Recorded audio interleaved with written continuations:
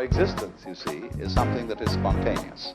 The Chinese word for nature, zizhan, means that which happens of itself. Your hair grows by itself. Your heart beats by itself. You breathe pretty much by itself. You don't have voluntary control over these things. So we say it happens spontaneously. So when you go to sleep and you try to go to sleep, you interfere with the spontaneous process of going to sleep. Try to breathe, real hard, and you find you get balled up in your breathing. You've got to let go and let it happen.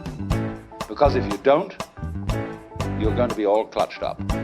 You're going to be constantly trying to do what can happen healthily only if you don't try. But we have a strange anxiety in us that if we don't interfere, it won't happen. And that's the root of an enormous amount of trouble. But the basis of it all is this, then. If we say, you must survive, or I must survive, life is earnest, and I've got to go on, then your life is a drag and not a game.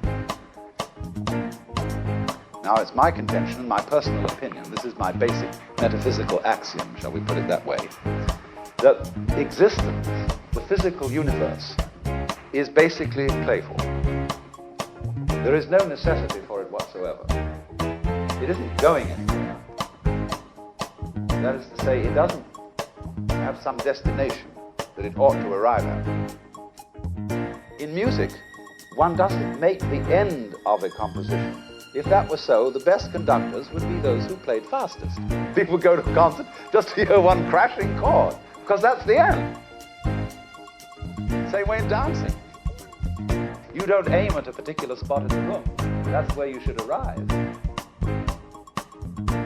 The whole point of the dancing is the dance.